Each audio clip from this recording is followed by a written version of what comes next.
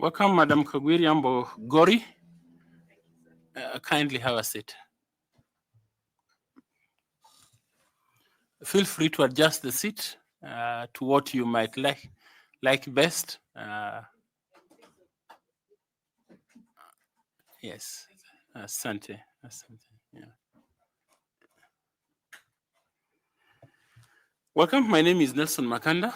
I'm the chair of this selection panel, and we are grateful that you applied for the position that we advertised, member of the IEBC Commission. We would like to congratulate you for being shortlisted for the same. And before you talk to us about your interest in this position, let's introduce ourselves. Good afternoon, Madam. My name is 𝐊𝐚𝐨𝐿𝐵𝐢𝐚. I serve this panel as a vice chair. I want to take this opportunity to welcome you to this interview. Karibu sana.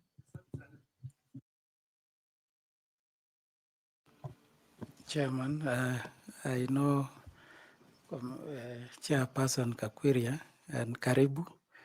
Naitwa Andrew Tanui, mwanachama wa jopo hili la uteuzi, na karibu. Good afternoon, Ms. Mbogori. Caroline Kituku, a member of the panel. Good afternoon, 𝐊𝐴𝐚𝐿𝐵𝐢𝐚. 𝐊𝐴𝐚𝐿𝐵𝐢𝐚. I got it right at last. My name is Adam Solo, a member of the selection panel.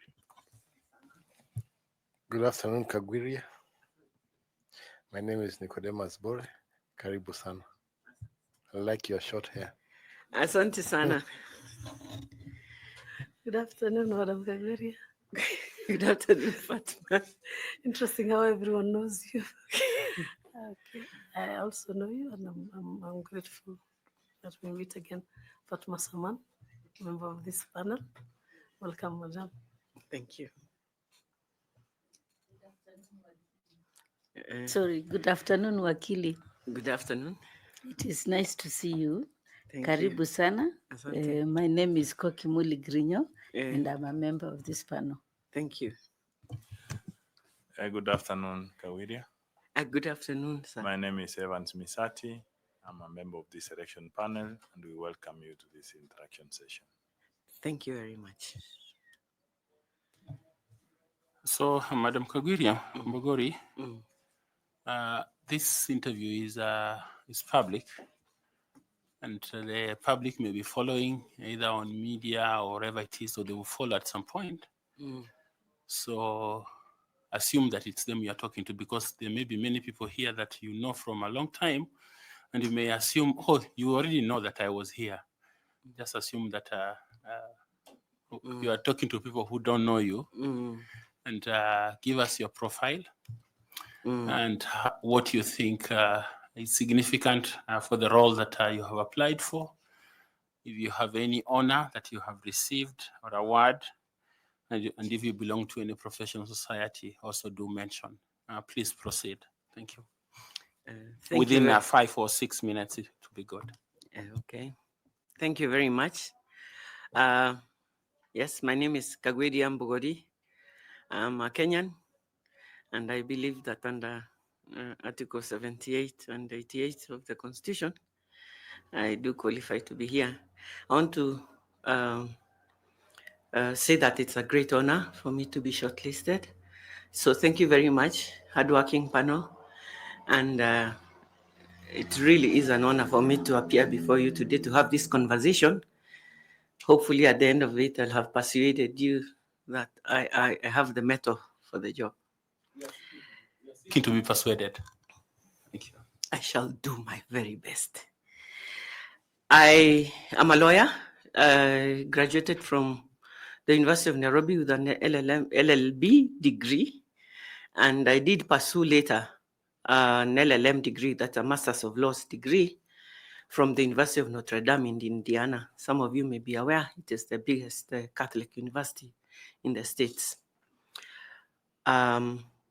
I undertook an international human rights law master's degree, and therefore I am, by academics and also professionally a human rights specialist.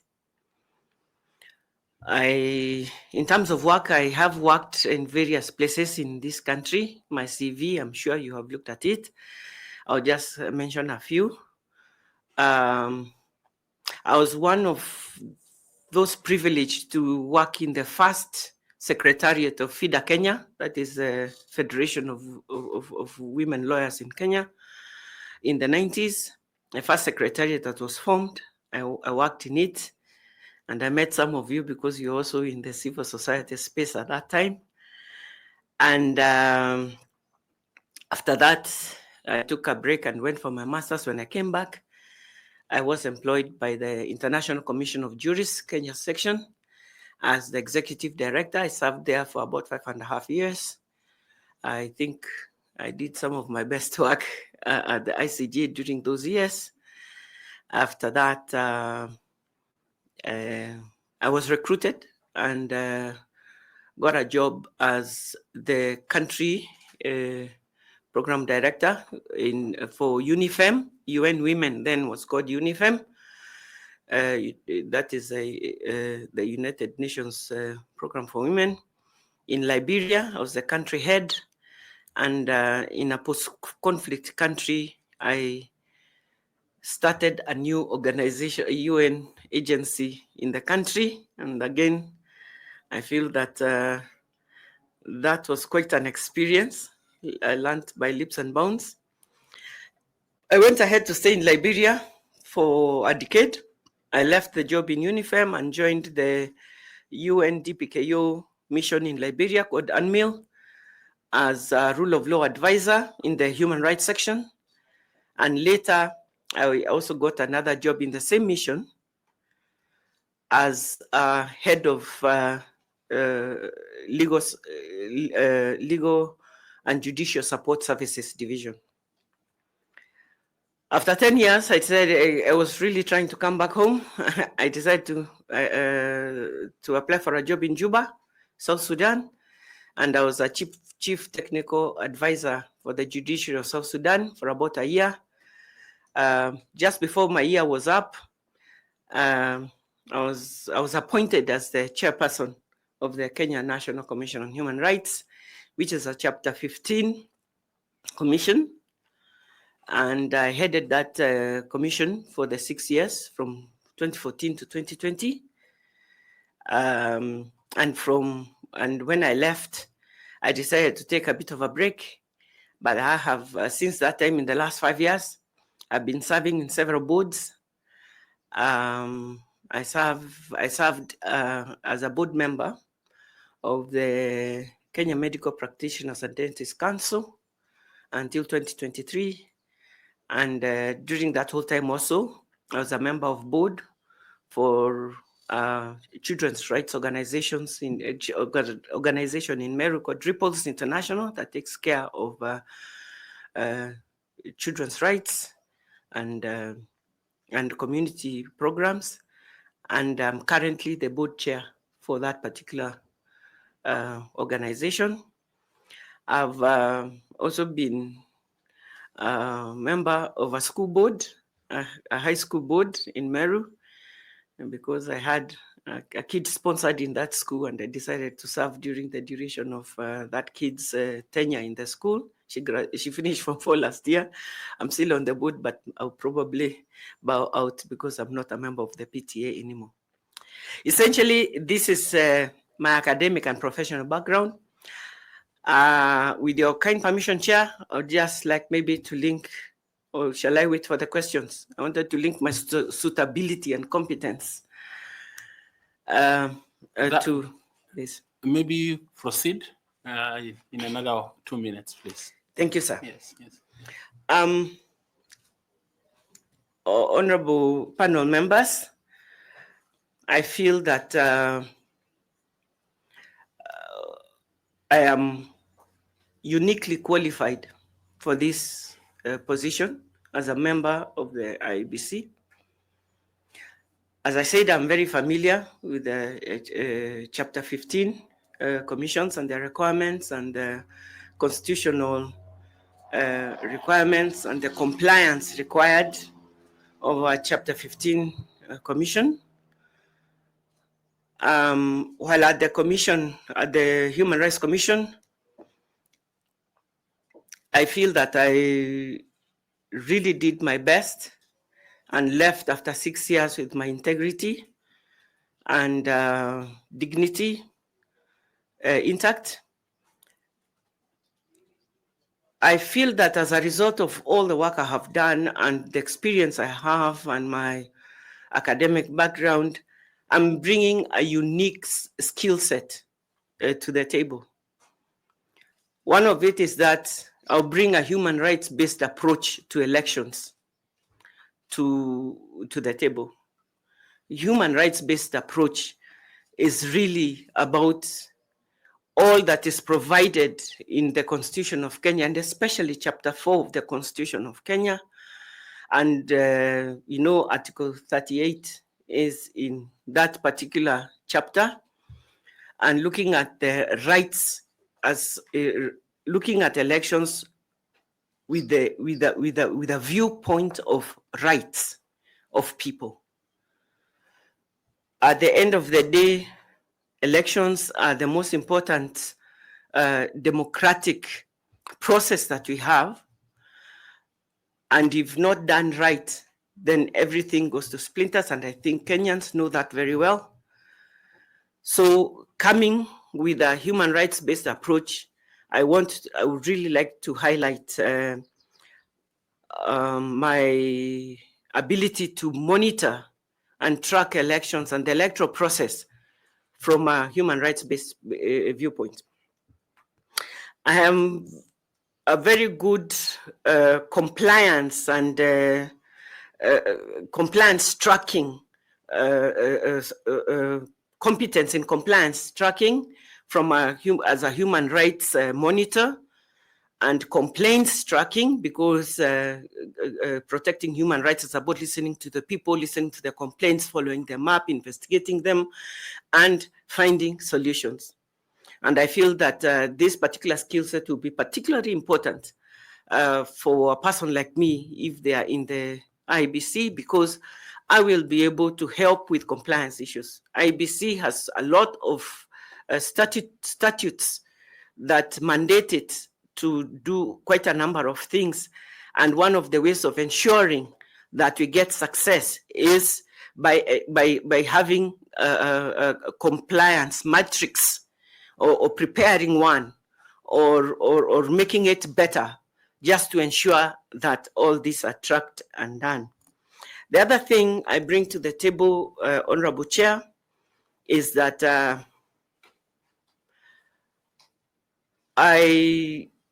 my leadership and managerial skills have been tested again and again. I'm not a person who panics. I'm not a person who runs away from difficult issues. I believe that you should not agonize, but organize. And I have endeavored to do that through the various places I have worked. And I would like to offer this kind of approach as a commissioner of the IEBC, to be able to tackle even the things that have just been left undone for a long time. I do hope that my other thoughts in terms of the issues and this, that I can tackle and what I can help with, we come out even as you ask me specific questions. Thank you. Linda, please.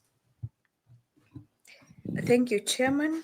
Now, Madam Kawiria, you have told us that your leadership and managerial skills have been tested.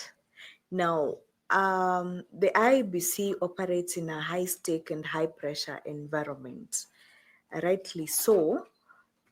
If you are selected as one of the IEBC commissioners, are you able to work in such a pressure environment?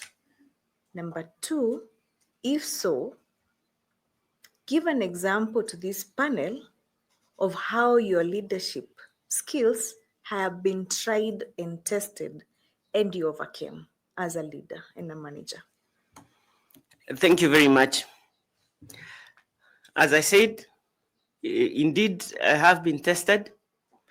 I was the chairperson and spokesperson of the Kenya National Commission on Human Rights. And in the run-up to the 2017 elections and immediately thereafter, you will all recall that there was a lot of civil unrest. And for a long time, in fact, IEBC members themselves at that time were in siege. And a lot of businesses in this city were also in siege. And we had complaints from a lot of business people who lost a lot of money and went into a lot, incurred a lot of losses as a result of the violence that was happening in town every Tuesday and Thursday. Don't know whether you can all remember. But as a human rights defender, I also saw the importance of Kenyans to congregate together and demonstrate, because it's a right guaranteed in the Constitution and in fact in our Bill of Rights. And in that state, we were under attack from all sides, because you want to support the demonstrators, but you also want to hold them responsible for the violence and the damage and the losses others are incurring. And it's at that time, I gave a very unpopular speech, and I called out the demonstrators and the leaders of the demonstration, and I told them, including Honorable Raila Odinga, that we cannot demonstrate in a way that frightens and attacks other Kenyans, and that where your right ends is where mine begins. And we must find a way. I was a bit vilified because the tensions in the country were very high at that time. But my commission and I, we had a talk with the political leadership. We had a talk with the IG of police at the time, and we agreed, again led by my commission, to have a sit down and to form a committee that will look at the modalities of Article 37 of the Constitution, the right to demonstrate. Because it is important to allow that right of demonstration, but also to ensure that no violence happens during that time. And police, the IG of police and the National Police Service had to come in, because they must not only protect other citizens, but also protect the protesters. And that may sound very interesting, but right now, at least as a result of the work of my then commission and other stakeholders, we do have modalities for demonstrations in Kenya, and that respect the rights of Article 37 of the Constitution, and also protect bystanders or people who are not involved in the demonstration. And although demonstrations have still, even in recent times, especially the Gen Z demonstrations we had recently, got a bit wild, and there was talk of excessive force and all that kind of thing. I believe that in this country, perhaps what we need now is enforcement of what we have already developed. We do have developed modalities which have been accepted by the security organs and citizens and civil society groups and the National Commission on Demonstration. So I do think that is a bit, that can illustrate the fact that I did not shy away, I did not run away, and I did help look for a viable solution. Thank you. Thank you very much, Madam. Thank you, Chairman. I wish you all the best. Thank you. We invite Caroline to ask you some questions. Carol Kituku, please. Thank you, Chair, and impressive career development, Ms. Bogori. And I would like us to speak specifically about gender equality and elective politics, given that you have been in that space, that you have been in the women rights movement, you have agitated for the rights of women in FIDA, I believe, and as well as at the Kenya National Human Rights Commission. There is the constitutional provision that Article 27.8, Article 81, that not more than 2/3 of the members of this, not more than 2/3 shall be members of the same gender in elective politics. Why do you think that this constitution provision has been termed as as seeking to realize gender equality and equality of women, the right of equality of women to participate in political processes, and why not men? Thank you very much. Ms. Kituku, I'm so happy you asked me this question. The 2/3 rule, which is enshrined in our constitution, has been seen as aspiration, but actually it's the law. The aspiration is 50-50. Should have 50% men, 50% women. And as I'm sitting here, I can see this panel is empaneled in a way that it's almost 50-50, so I'm very happy. What I'm saying is that there are many cultural, societal, attitudinal barriers that prevent more women seeking candidacy in political positions. And one of the worst barriers is violence in elections. It is an electoral offense. But when I was in the commission, we monitored violence in elections and found out so many women were brutalized, in fact, even sexually assaulted.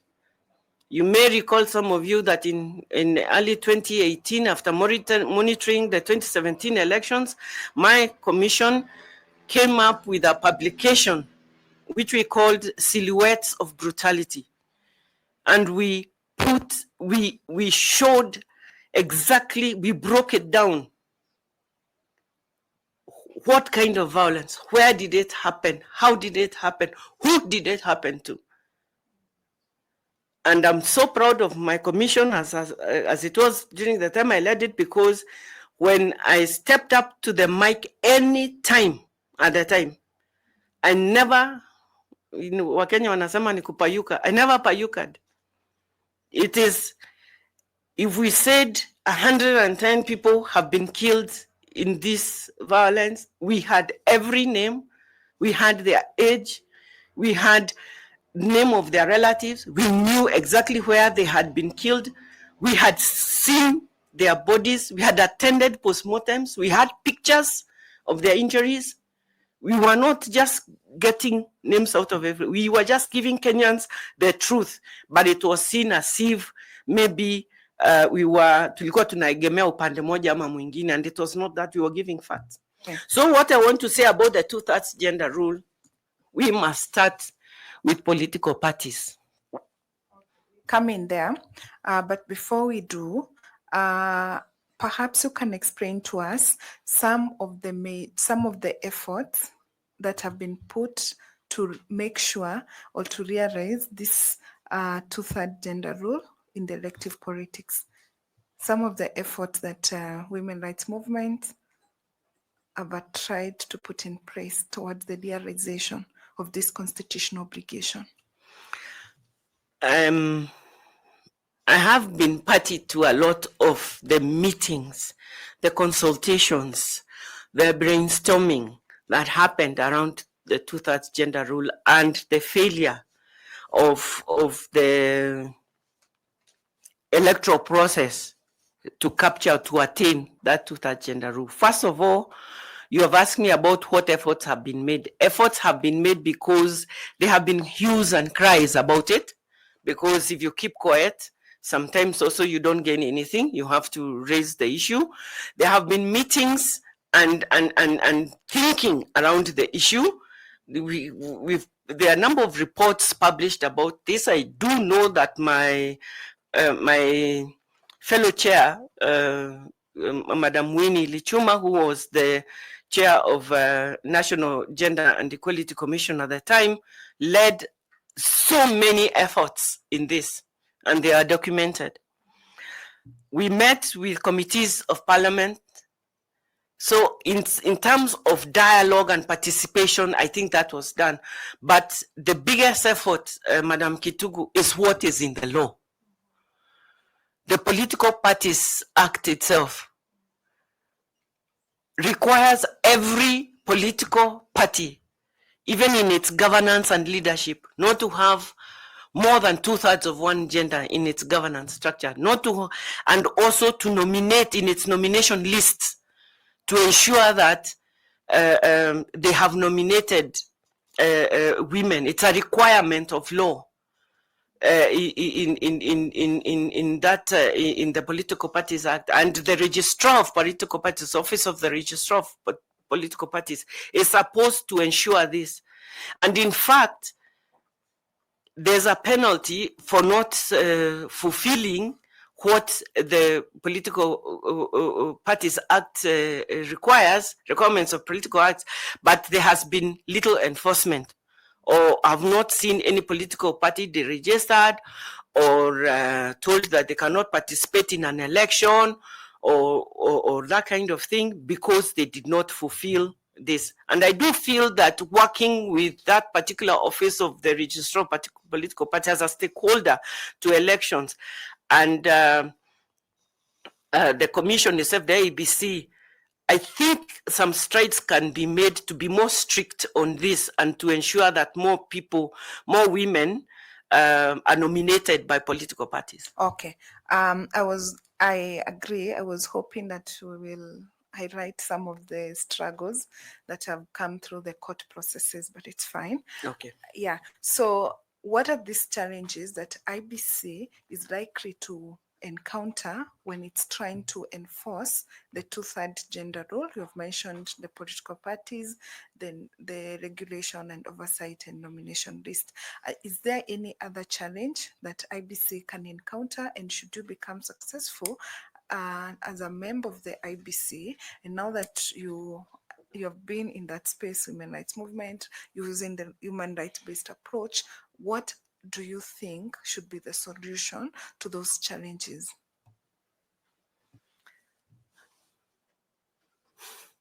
I think there's a plethora of recommendations that have been made by the reports I talked about to 𝐊𝐚𝐨𝐫𝐢𝐚's commission, GEC. And I know that they also had cases for declaratory opinions, even in court, as a result of that. But I think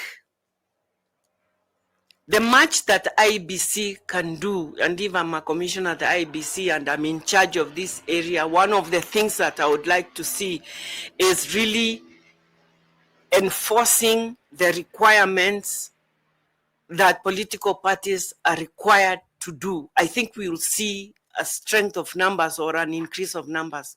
However, I would like to say that there are some hindrances to this success, and this because our system is not a proportionate representation system.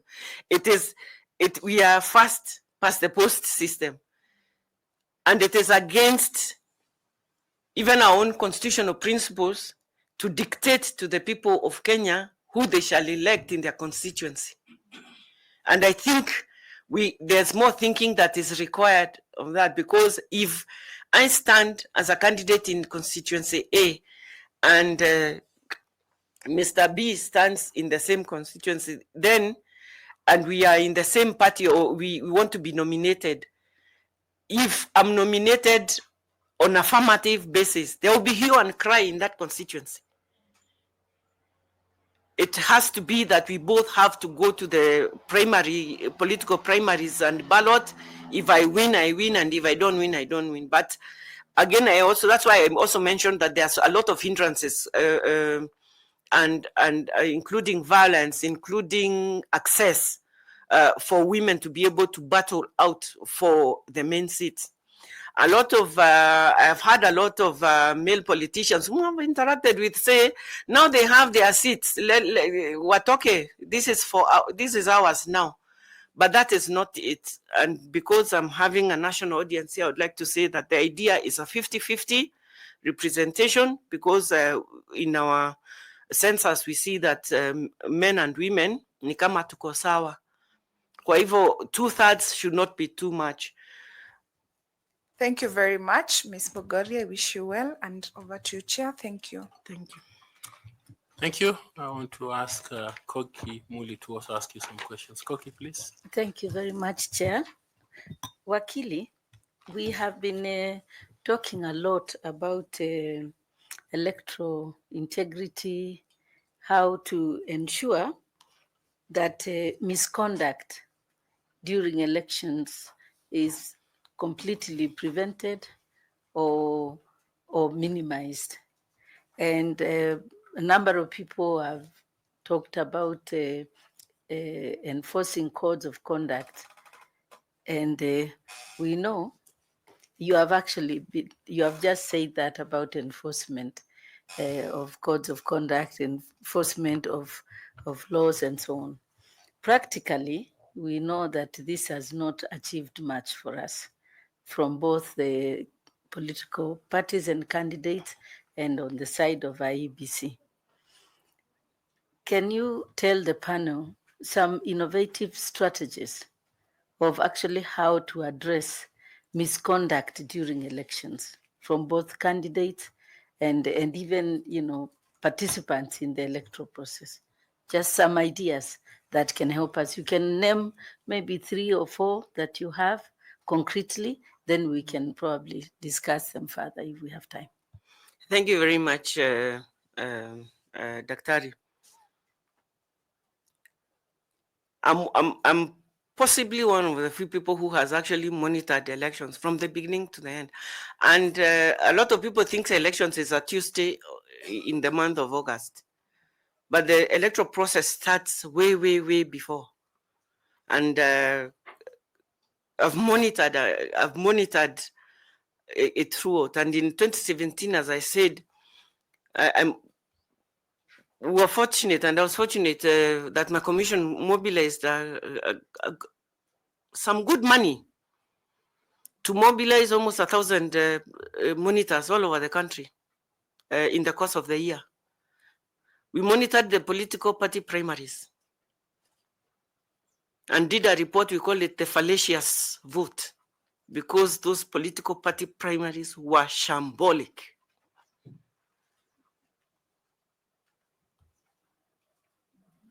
One of the biggest things is political parties and the Political Parties Act are required by law to have names of their registered members. And it is on the basis, and these names are supposed to be provided in prescribed format and submitted to the registrar of political parties and to the commission, to the IEBC. I want to tell you that even in the last elections, a lot of political parties still don't have the act together. We don't have party lists. They go to the IEBC list of voters for the specific precinct, and we monitored somebody with a newspaper, with a foolscap paper, writing the names of voters so that they can vote in the political party primaries. That's misconduct, and that is actually criminal. Even it's criminal. It's not. It's conduct unbecoming in elections, and it does not make for free and fair elections. And that thing we can deal with that by requiring every political party to fulfill and obey or observe every requirement of the Political Parties Act. And to do that, as if I'm in the IEBC, one of the things I would like to do, and coming from a human rights monitoring and tracking background, is to prepare a dashboard where you have all political parties and then all the requirements and track and see who, whatever. And that way, work together with the Office of Registrar of Political Parties to deregister or to require errant political parties not to participate in the coming elections. And this nonsense will stop. The other thing is violence. Now, everybody knows if I get up here and slap Mr. Bore, that is not just kumuingilia, that's a criminal act. But we monitored a lot of people with cracked heads, broken bones, all because two members of opposing campaigns met in a marketplace or something like that. This is criminal. This needs to be policed. And I also feel that political aspirants must be held accountable. A lot of them also inspire violence. In the 48 laws of power, those of you who have read it know that they say, stir the water to catch the fish. And a lot of people thrive in chaos. And I think that holding political aspirants capable, responsible will cure this.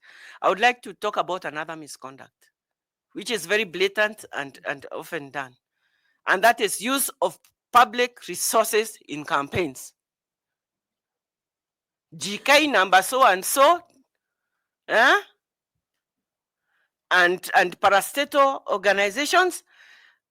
And if read, please just have a look at our report. The reports are online. The Kenya National Commission on Human Rights, we monitored this. And if you are ever a government worker, see whether one of your GKs is there, because we captured, our monitors captured the pictures. And then also, I do feel that to a certain extent, the Constitution and the law exempts the president, deputy president, governors, deputy governors, MPs, MCAs from, those ones can participate in elections. But it is my considered view, Daktari, that employing and deploying the resources of cabinet ministers or cabinet secretaries and all their resources to aid in campaigns of one side or the other is not what was considered by the law, and it is proscribed under the Electoral Offences Act. So just stopping that, let them watch our kando, and if they have to support a candidate, let them not go with a government fueled vehicle, let them not employ government paid security, let them not use time that we the taxpayers are paying for when they are out there on the field campaigning for one person or the other. That is wrong. And it is unfair to the other parties. And that's not what was considered when the framers of our constitution were talking about a free, fair, and transparent elections. Thank you, Dr. Very good. Thank you very much, Wakili, and I wish you all the best. Thank you, Chair. I invite FCPA Tanwi to ask you a question. Thank you. Thank you, Chair. I'll move from election to governance. Yes, sir. And you have been a chair of a constitutional commission. Actually, you did say you have the privilege of appreciating the Chapter 15 requirements of commissions.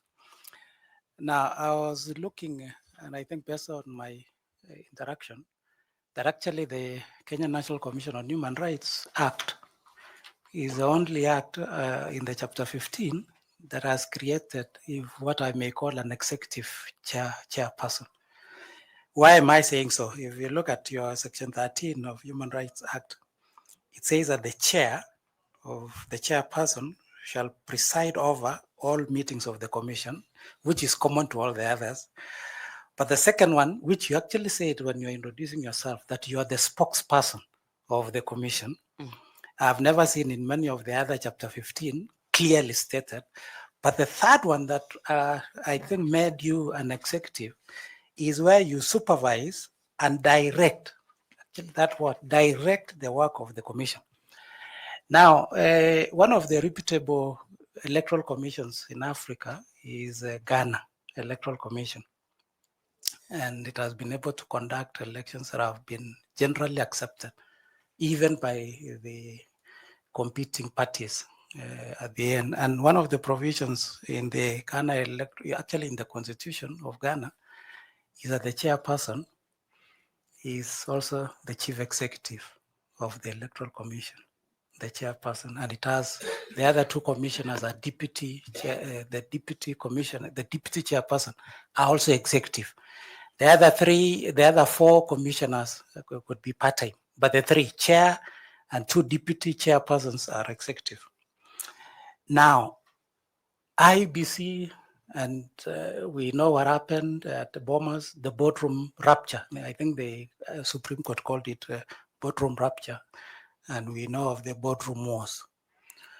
So, given an opportunity to be a commissioner at IEBC, and with your experience at Kenya National Commission on Human Rights, what approach will we use to avoid, would you recommend or would you propose as a commissioner to avoid these boardroom wars and boardroom ruptures at IEBC?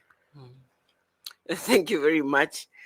First of all, let me say that my fellow commissioners at the Kenya National Commission on Human Rights and I never considered ourselves executive commissioners, and we never wielded those powers with heavily. In fact, although our act did not have the Section 10A, which is in the IEBC Act, that delineates the work of the commissioners and the work of the secretariat, in my commission, we did that by default. And we all agreed, and I had the good fortune of having very excellent commissioners who worked with me. We all agreed we shall do this strategy, the policy work, the oversight, and when we need to help with the work on the ground, we can, but we gave the chief executive officer, and there's that office in the National Human Rights Commission. There's an office of a chief executive officer who is also the accounting officer. We gave him the power to direct and plan and execute and implement programs, policies, and projects. And he had say with his staff members under him. I want you to focus on the board. I'm coming. The relationship with the board, not okay. the secretariat. Okay, I used to be in Liberia, so I will say are coming. The board, and if I get to the IEBC, this is one of the things I would like to recommend. There's so much work for the board to do without stepping on the toes of the secretariat staff. There's so much work. If I succeed and I find myself in the IEBC, I can tell you that the program of work will be so busy. There's so much for approval that will be pending for the board. There's so much recruitment because there's 2 years without a commission that will be pending for the board. There are by-elections, that there's so much work for the board.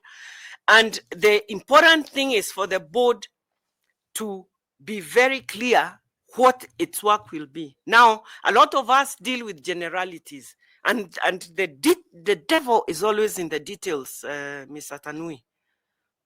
What we did at the Kenya National Commission on Human Rights is that we actually undertook board training, extra board training, and was facilitated by the Strathmore University.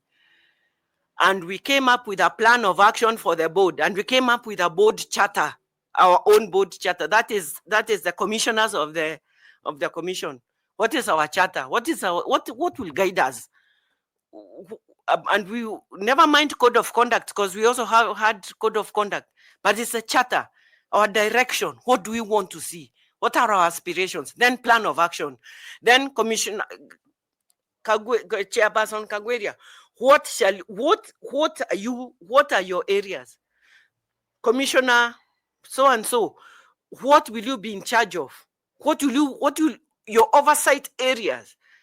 It cannot be today I'm overseeing by election, and therefore for the next week I'm not seen in the office. Discipline. We committed in the charter, we committed to certain things, because leadership is about showing up and being there. So these are some of the things I did, and I would like to recommend that with IEBC. One of the other things, and it's interesting that I didn't know that all chairpersons that yes, I was designated by the statute, by the 𝐊𝐚𝐠𝐨𝐫𝐢 Act as a spokesperson. I thought every chairperson was a spokesperson, but I would like to designate and say that I have come here before you, honorable panel members, who are given this big work of choosing who goes to the IEBC. I've come here and I have applied as a member of the commission. And therefore, I know that you will be nominating some people to be chosen as a chair. Before I came here, I've prayed about it and I have committed to it. Just as I had very capable and competent commissioners, I want to be a competent and capable commissioner who supports my chair and my commission. So essentially, I think that is very, very important. But the chairperson of the commission needs to be the spokesperson of the commission. We cannot have 7 mics spewing off whatever they feel. Then you're not one body. As a body corporate, we have to have a charter and agree how we shall come up with consensus decisions, so that if I appear on KTN on behalf of the IEBC, I am towing the line of the messaging that we have all agreed on by consensus. So you're not afraid that someone will just be talking to reporters in Kilifi, and you hear that there's a new position at the IEBC because somebody said something. I think that collective responsibility is so important, and having a charter and plan of action, and everybody ajue shughuli yake ni nini na akifika anashika shughuli. I think this is one of the ways that we can delineate. Thank you. I think I appreciate that. Responsibilities. My last question, and again, in relation to your experience, you've told us you worked in many non-governmental organizations where there is a lot of donor funding. And even your past engagement with human rights, there is a lot of donor support. Now, one of the findings of the post-election evaluation report of IEBC actually identified weak oversight of donor-funded projects. That yes, they get the funding, but there is poor oversight. And as commissioners, you'll be providing oversight in some of these projects that will be funded by donors. So how would you improve the management and accountability of donor-funded projects at IEBC if offered an opportunity? Thank you very much. And I want to say that this plays to one of my strongest competencies and skills. And during my tenure at the National Commission on Human Rights, one of the things we did is actually develop, we had our ICT group who are very, very innovative, create a specific software for grants, for grant tracking, a program for tracking grants. And this looks, so when you get a grant, when you negotiate a grant, and let me also say, I'm also very good in resource mobilization and capturing donor money. But once it comes, the biggest fundraising effort that you can have is good implementation of the grant.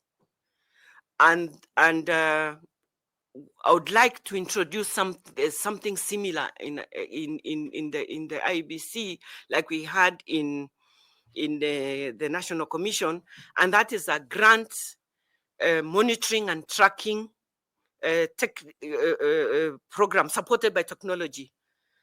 And with this, when you open any a page on any donor, you can know exactly how much money was given, and when you're given money by a donor or funds by a donor, there are timelines by when this is supposed to have been absorbed, this is supposed to have been utilized, like that.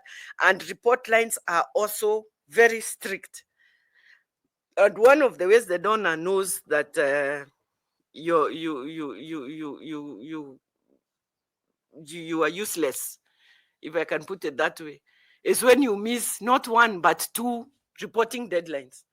I also come from an NGO background, and that therefore, in order to raise money and to keep raising money and to keep having those funding and partnerships going, is reporting on time and also absorbing the money for the intention that you agreed in the grant.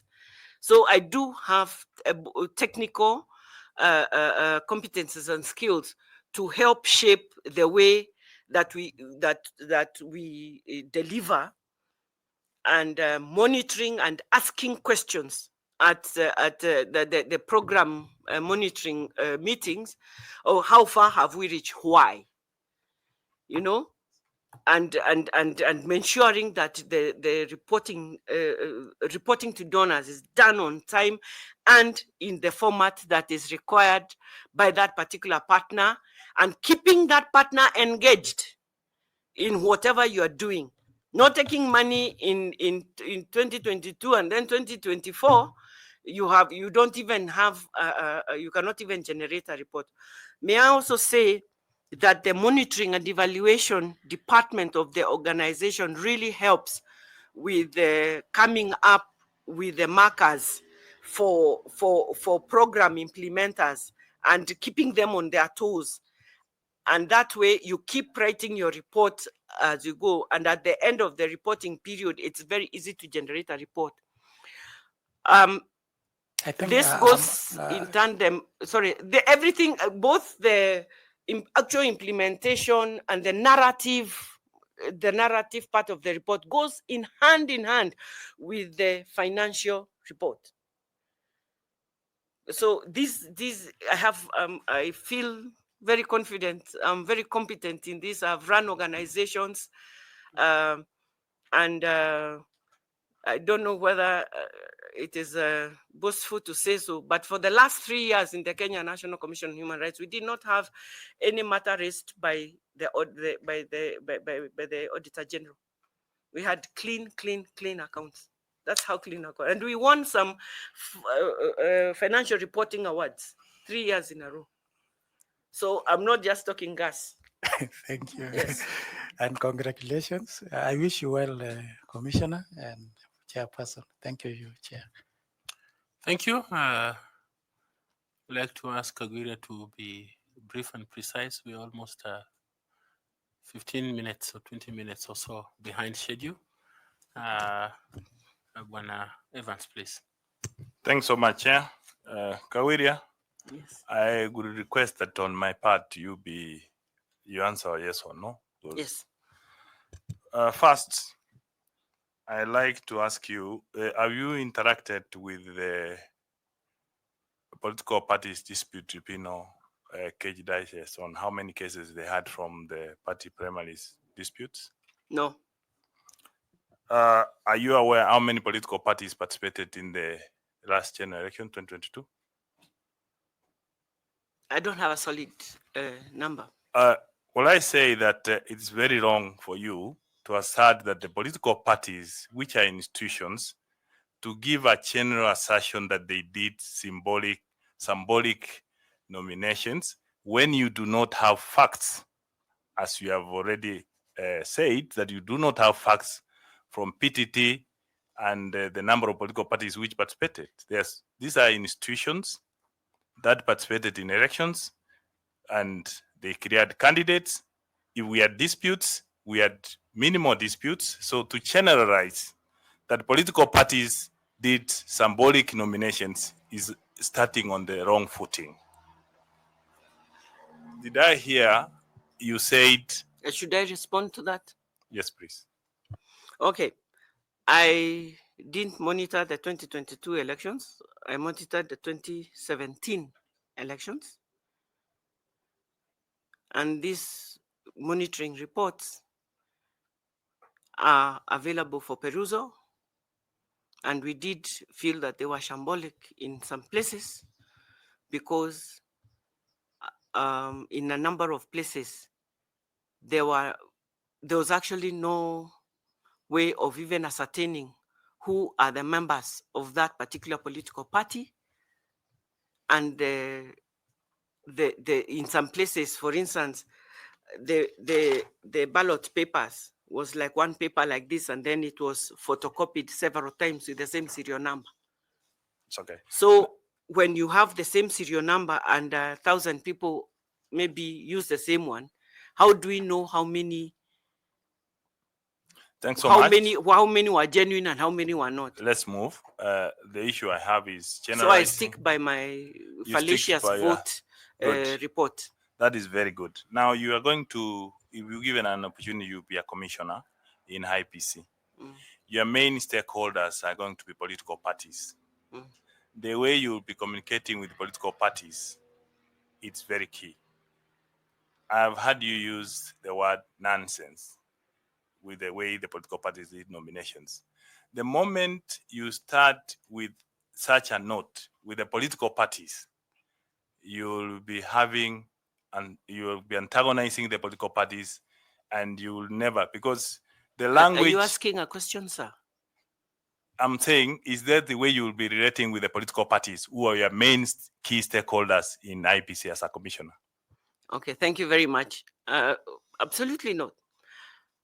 I think there are a lot of issues with political parties, and I want to say that not all political parties are equal. Some are well-funded, some are not. And I do feel that even printing of ballot papers for political party primaries in at least 24 counties across this nation, because that's what the law requires, takes a lot of resources. And if those resources are not there, it shows when the political party primaries come to play. So, and I'm also a person who believes that when we know better, we do better. When we know better, we do better.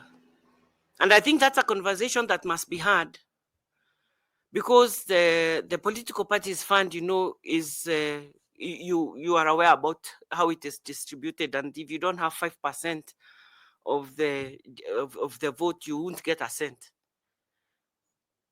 And yet, political organizing or forming of political parties is a basic rights issue. But when you don't have the wherewithal to actually run credible political party nominations, then those who are monitoring those elections, that's what they will see. I think these are weighty questions. I'm a consensus builder, Mr. Misati, and I'm not aggressive for the sake of being aggressive. I, however, employ candor, and I say it as I see it. and I don't embellish it. I don't polish it. So I may be a hard pill to swallow for some, but those who want the truth and want to be helped to find lasting solutions, I think will find me a breath of fresh air. Thanks so much. Now, last question, or rather, your clarification. You are aware the critical report came up with a recommendation of the formation of the Political Parties Liaison Committee. It's because, are you aware why they recommended the formation of PPLC? Because it is extremely important to have a forum where political parties meet with stakeholders like the registrar, like the commission, and air their discuss pertinent issues which are not just maybe affecting one political party, or come up with, like I said, either consensus or agreements in terms of how to move forward or what to do with this and that. And that it is an important forum because it gives all political parties then also a common forum where they can articulate their issues and be heard, and follow up on issues which maybe they wanted to have done before. Thanks so much. I wish you all the best. Thanks so much. Yeah, I hand over. Thank you. I want to invite Fatuma to ask you some questions. Fatuma, please. Thank you, Chairman. It's a pleasure meeting you, Bukuria. Thank you. You're always very inspirational and helpful to those of us who are learning from you. We're happy to see you. So, submissions from affected communities during the regular commission public meeting did reveal that strong concern about the lack of security planning and state failure to prevent or respond to election-related violence. How can the electoral management body collaborate with security agencies to ensure elections security planning is robust and non-partisan and protective of all citizens? Thank you very much. I think as a result of that recommendation, during every election, there is like a national security organs task force, and IEBC also assesses the security needs around the elections, and requisite number of police are seconded to the whole to elections to support secure polling centers, voting centers, national tallying centers, escorting voting materials. And I don't have the exact number, but I do know that I have read reports on the work of the security organs and what they did, how many were deployed, etc. Both in the 2017 and even in the 2022 elections, you will probably know that actually on the material voting day, there's very little violence, and the polling centers are usually peaceful. In many times, violence erupts after declaration of the results. And I also think that in terms of the whole electoral process, deployment and readiness of security organs also need to anticipate needs, including flagging hotspots and being ready to deploy and prevent bloodshed and the killing or maiming or injuring of Kenyan citizens in the after effects of results of the declaration of results. the planning that is in place is adequate, or? I feel that the mechanisms that have been put in place have been working, but I can never put the adjective adequate in front of anything, because I think there's always room for improvement. And as I said, pre-election and post-election are the danger. Actually, most of the danger is before and after the elections. And I think we have to do better in anticipating violence, especially in the pre-election period, when campaigns are very hot, because that's when there's a lot of, if you please, free-for-all, especially when two campaigns meet or cross with each other. I think there's room for improvement, but I want to acknowledge and appreciate the work that has been put in place around elections in this country, and appreciate the national security organs. Thank you very much. Thank you. I want to invite Mr. Bore, please. Thank you, Chairman. Wakili, among the key issues that Kenyans always face at the end of every 5 years is the cost incurred during elections. And looking at the global average cost per registered voter index, which is supposed to be $5 per voter, ours is around 2,000 shillings or 2,500, so it's around 5 times that index. So Kenya is ranked among the most expensive, runs some of the most expensive election. Given a chance to be a member of the commission, what will you advocate as a social justice lawyer to bring down the cost of election? Thank you very much. This is an issue that really concerns me, because I'm an extremely frugal person. And when I look at this cost, sometimes I wonder how much of it is fluffed, how much of it is real, and how much of it is graft, and how much of it is waste, and how much of it is. But I'd have to be in the IEBC to be able to answer this question, because I can tell you it's a question that I'll concern myself with if I get to the IEBC. The Public Finance Act requires, one of the principles it requires is the biggest bang for the shilling. Everything you can get for every buck that you have, and in the spirit of Article 78 of the Constitution, where holding a state office is a public trust to the people of Kenya, and it is a service and not an issue of wielding power over people. I think it is it beholds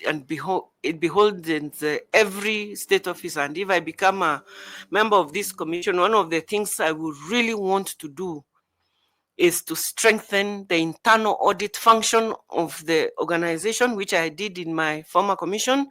And I did serve as a chair of audit committee in the boards of a couple of public bodies. I've really tried to strengthen this, and that's asking questions and interrogating reports, especially single sourcing, tendering practices, and making as transparent as possible the whole procurement process in as much as can be done, because and also finding out, following the money. One of the tricks I try to do is to follow the money, to see where is most of the money going to, and then question that. Are we losing money because we are buying equipment and every year we are buying the same equipment or the same furniture or the same. Are we keeping track of our assets? You know, like do we take care of the assets, or are they stolen? Are they do they dissipate one way or the other, and then we have to buy more because we are not careful enough? And therefore we should answer to Kenyans for that. So thank you very much. I don't have a concrete answer to this, but I do promise that if I do get into IBC, I would offer myself to serve as to serve in a way that I can help strengthen the audit function, the internal audit function of the commission, including asking very pertinent questions and looking at all, especially financial reports vis-a-vis the performance of the narrative reports of what has been done, and to see where we can cut the fluff, and where we can also catch maybe a thief or two and save Kenyans a buck or two. Thank you very much. I wish you all the best. Thank you. Thank you. Professor Adam Solo, please ask Kagwira some questions. 𝐊𝐚𝐠𝐨𝐫𝐢. Yes, sir. What would be your assessment of the institution IEBC as of now, either from your own individual perspective or from what you think Kenyans think?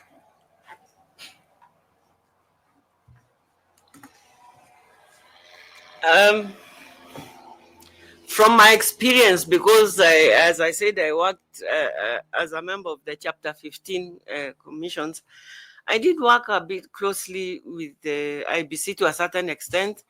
And one of the things I can tell you is that the IBC has fantastic professionals. I asked about the perception. Oh, perception. Oh, not the thing. Not so at least for me, I do know that a good number of people working in the IBC are really professionals in elections. Perception.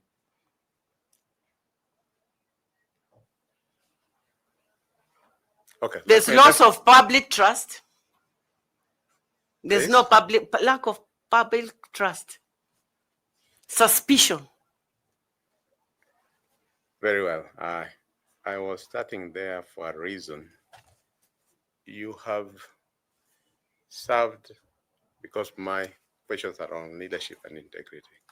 You have served on the Kenyan National Commission of Human Rights that basically deals with Chapter 4 with other related chapters, and therefore 6 to ensure not only the monitoring but the enforcement of human rights.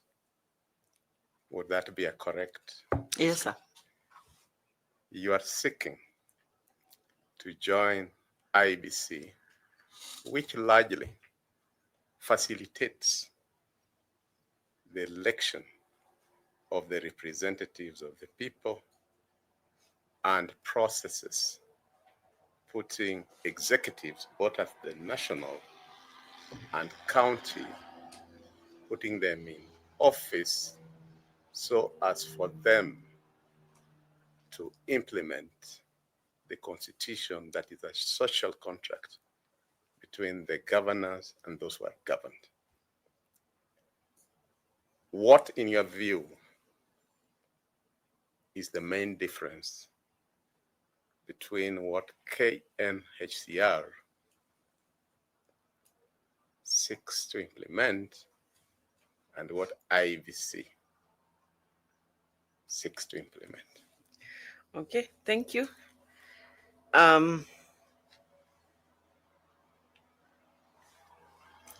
What IEBC seeks to implement and the core mandate of IEBC, the management, the supervision, the conducting of elections, and delivering free, fair, and transparent elections. Very well. That speaks to, that's a human right.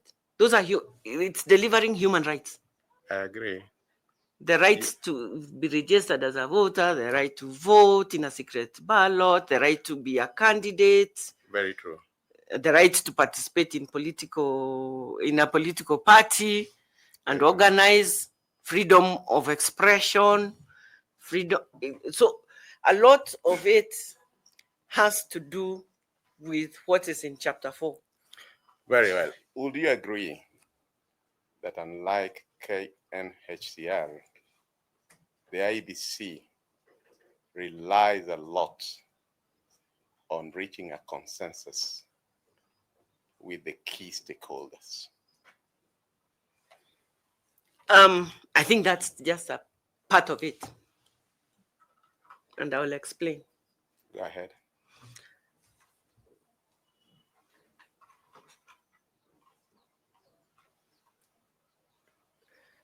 The IEBC is one of the Chapter 15 commissions and independent offices under Chapter 15 of the Constitution. As an entity of itself, the first role of IEBC is to uphold the Constitution of Kenya and the laws of Kenya. Any consensus with all the stakeholders of IEBC cannot be outside the provisions and requirements of the law. But it has to be alongside the Elections Act, the IEBC Act. Those are the laws. Yeah. Those are the laws. And that's the consensus I meant. Because, because they develop, you have statutory laws to meet the Constitution, you have regulations that are developed to conduct those elections, and the stakeholders have to be part of them. That is correct. Yeah. But what I wanted to say is that the IEBC, in its consensus building efforts, cannot put a foot wrong outside the law, outside regulations, outside the Constitution of Kenya, and that therefore an approach of all Chapter 15 commissions, if we look at that chapter, is that they are required that in the performance of your duties, in the implementation of your mandate, you must remain within the confines of the law. The same Article 248 that you're talking about reads as follows. Yes, please. Let me go to 249. Okay. Objects, authority, and funding of commissions and independent offices. Clause 1. The objects of the commissions and the independent offices are to A, protect the sovereignty of the people. B, secure the observance by all state organs of democratic values and principles. And C, promote constitutionalism. You agree? You'll also agree that although, okay, let me go to subsection 2. The commissions and the holders of independent offices, A, are subject only to this constitution and the law. That's where your main point is. And B, are independent and not subject to direction or control by any person or authority. True? Yes, yes. But the reality is that the IEBC is at the beck and call. It has to go to Parliament to seek for funds, for example. Yeah? We all know that, for example, the IEBC fund is provided for in the Constitution, yet it's not yet there. Isn't it?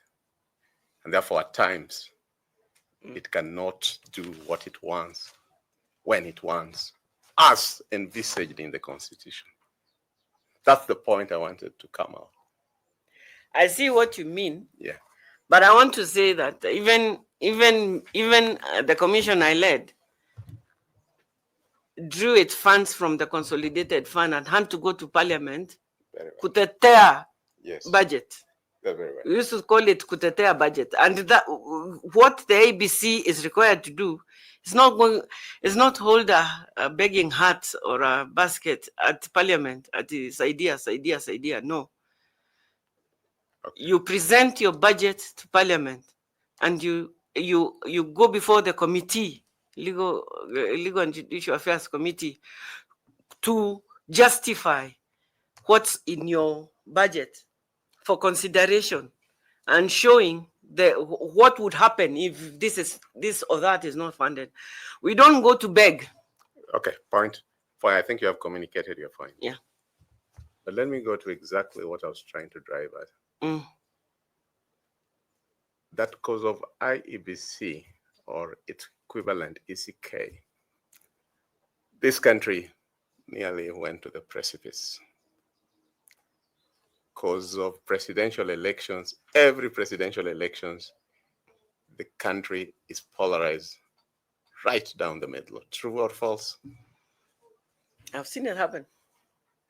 And therefore, would you say that leadership in such a commission that runs high voltage politics, that temperament is important?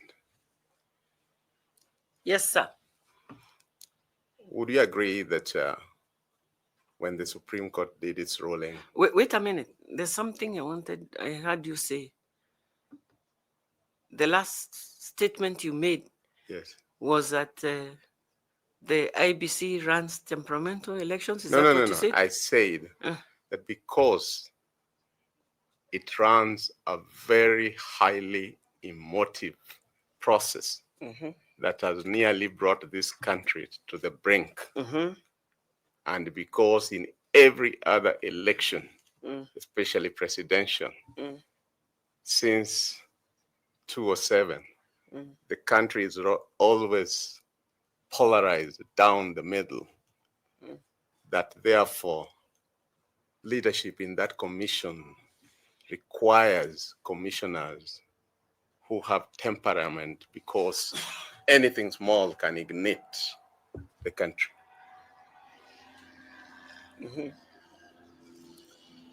And I was just giving you the example that, for example, in the Supreme Court ruling, there is court language that is known, but there was hot hair when they could have used no supporting evidence.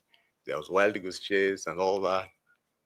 And that therefore, and you could also see it here, somebody already questioning, when words such as nonsense, gas, do you think that should be toned down, especially in such a commission? I thank you for this question. You've gone about it in a bit of a roundabout way. That's my way of contextualizing I think things. what you're asking me is whether I'm a hothead. No. I am not. I just say temperament. That's why I use a word. Yes. And you know, words are very powerful. I'm a social scientist. Words. I'm also a wordsmith, Prof. Okay, go ahead. I'm also a wordsmith. But let me tell you, there's what is the substance, and then what it looks like. I will always prefer substance to form. And the fact that this country now has become like the Pavlovian dog, that even in 2027, I expect that we'll reject whoever wins. And we'll say, iko kitu. What I'm saying is this.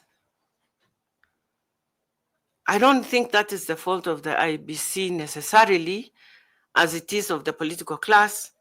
And long before that Tuesday in August, when we go to vote, political temperatures have already been dropped way up. So that's why I agree with you that comportment, temperament, and care in communication is necessary. Thank you very much. My last question. What measures, if you were to become an IEBC commissioner, would you take to ensure that your personal conduct, both online and offline, reflects the dignity and the neutrality required of an IEBC commissioner? Yeah, thank you, Prof.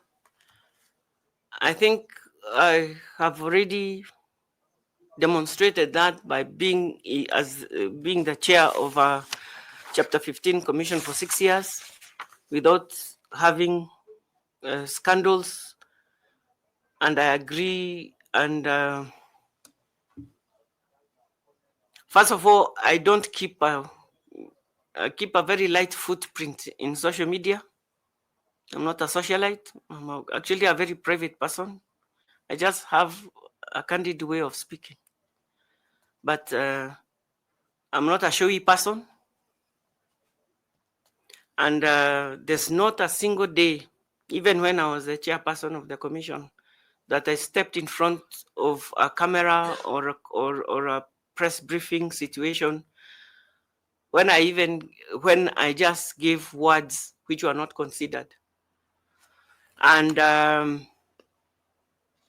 every word I said as the chairperson and the spokesperson of the commission was consensus from all the other commissioners. We agreed on what our message would be. We agreed with also the leadership of the secretariat, because they have a stake, they're stakeholders, they have a stake in it. And I do hope that if I get to the IEBC, we can have this kind of approach. We support our chairperson, he is our spokesperson, but we help him or her craft the message. And we stand by that message as a collective and as a body corporate, and therefore will be more believable to our audience, who are the people of Kenya. We will not hide from the hard questions. We will not prevaricate, but we will stand there, face the fire, and answer the questions. So I think for me, I think that is one of the ways of doing it. But if a chairperson just says his own things, then there will be a rift between him or between some members, etc. But I think discipline and acting as a body corporate, as a body of commissioners who have a common mandate to achieve is very, very important. And I do agree with you over and over again that temperament, measured words, and considering audience is very, very important. Thank you very much, Chair. Just before you come back, Prof, I'd like to ask Council one or two questions. Whether she will consider that the Gen Zs of this country can be described as with the phrase Pavlovian Pavlov's dog. I never talked about Gen Zs. No, you said this country has gone into a classical conditioning state. Yeah. So I'm wondering whether Gen Zs... I'm including myself there. Yeah. And all the voters of this country. Actually, I'm talking about the voters because we have seen election after election. We accept gubernatorial winners. We accept Senate seat winners. We accept women seats. We accept MP winners. We accept MCAs. The only thing we don't accept is who won the presidential seat. And I did not, I'm just saying, I feel as if we have been conditioned. Actually, Professor talked about conditioning. And I said that that I feel as if we have been conditioned like the Pavlovian dog, that we are ready. We don't even know what will happen. We are ready. We are almost ready. So long as we hear that bell, we say no. And half of us say yes and are happy. Half of us say no. You know? And I think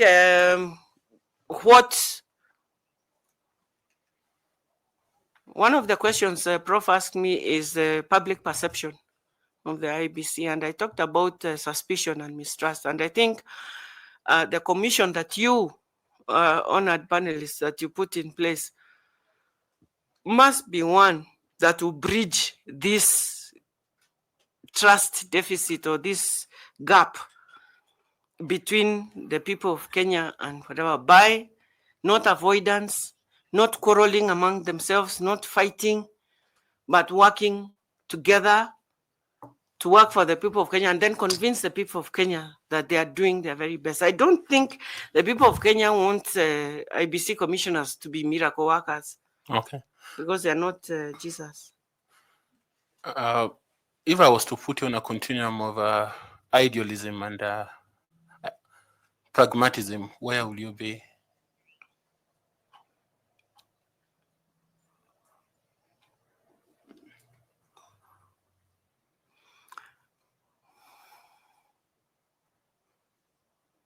I'm very pragmatic, but I'm a dreamer. So I don't right know where.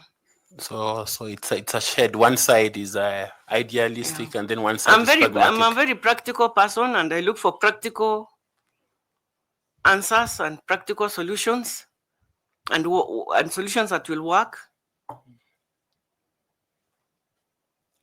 But I also think that life is also about dreaming what could be, because I'm a Christian, practicing Christian, and I think that's what faith is. Faith is believing in the things that you cannot see. And substance of things not seen. The substance of things not seen, evidence of substance of things believed in, and evidence of things not seen. Yeah. So essentially, I cannot help but hope for the best. I think Kenya is a great country. I know we are not there right now, but I believe there are enough people who go on their knees for this country every day. And I know our God hears us. And I know that he's concerned about our country. And I know that he's coming soon. And he will give us answers. And he will not let us go to the dogs. And also, I have to keep that hope alive. I love my country. And therefore, I have to hope the best for it. Thank you. But I do know that we have problems. And I cannot avoid them or put my head in the sand. Fair enough. Prof, do you have your last two questions? Yes, Wakili, usually after those high voltage, we finish on a more softer note on what we call high school questions. Unfortunately for you, I only have two questions left in my the hardest ones. No. They are quite doable. Which country is the largest producer of oil in Africa?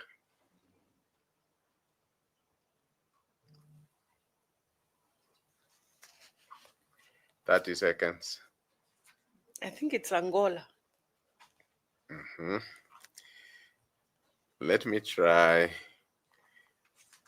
if I can manufacture one so that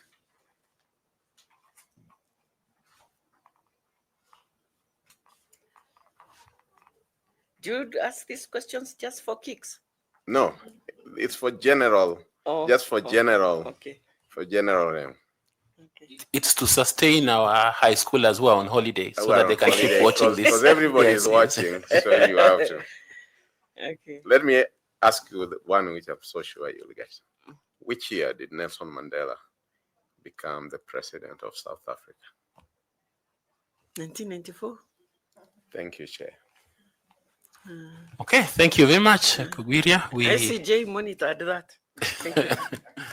We have come to the end of our interview, and I don't know whether you have any comment or final remarks or question in a minute, kindly. Okay, thank you very much. First of all, I'd just like to thank you all of you for your attention, for your questions. They have stimulated me.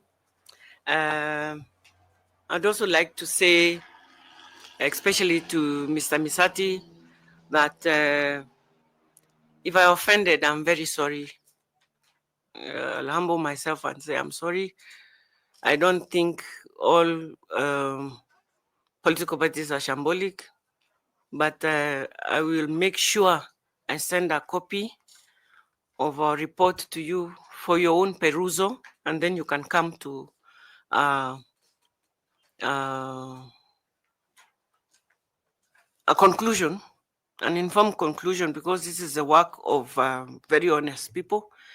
and the facts. We include the facts of our monitoring, and I don't want members of political parties everywhere to think that I think less of them.